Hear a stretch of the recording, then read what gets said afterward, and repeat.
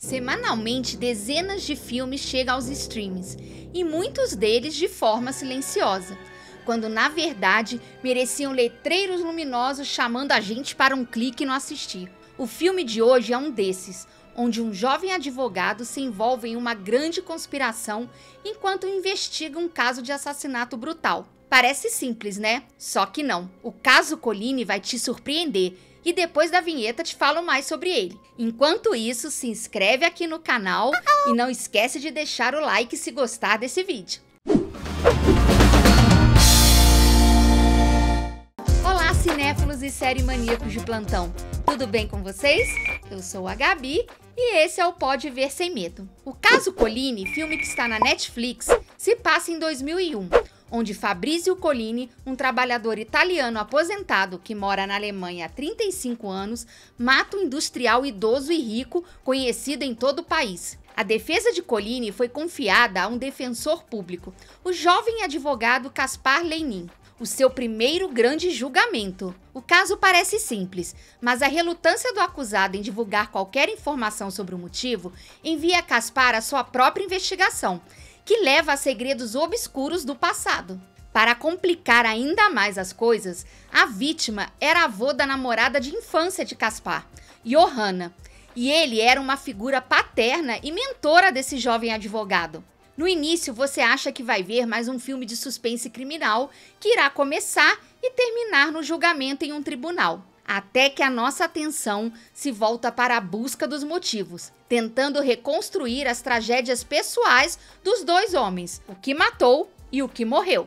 E é angustiante ver o quão firme Colline se mantém em não falar sobre o que aconteceu. Você consegue sentir que é algo muito profundo que o fez cometer esse crime. E você vai descobrindo junto com o advogado, passo a passo, dos motivos que levaram a isso. A incansável investigação de Caspar irá levá-lo a descobrir um grande escândalo no sistema judicial alemão e um crime de guerra brutal que ocorreu na Toscana no final da Segunda Guerra Mundial. A busca pela verdade deixa a história nos envolver de forma bem pessoal, batendo forte em nossas crenças e consciência. Você irá se sentir pressionado a julgar o acontecido, mas também irá mexer profundamente com suas emoções. É impossível saber o que aconteceu e não deixar rolar nenhuma lágrima sequer. Um thriller perfeitamente elaborado com performances exemplares. Esse filme irá encantar os fãs do gênero crime e mistério, e ainda focando nos crimes horríveis cometidos na Segunda Guerra, e como eles podem perpetuar e influenciar a vida das pessoas que viveram nessa época. Então você já sabe, você pode e deve ver sem medo, com toda certeza, esse filme.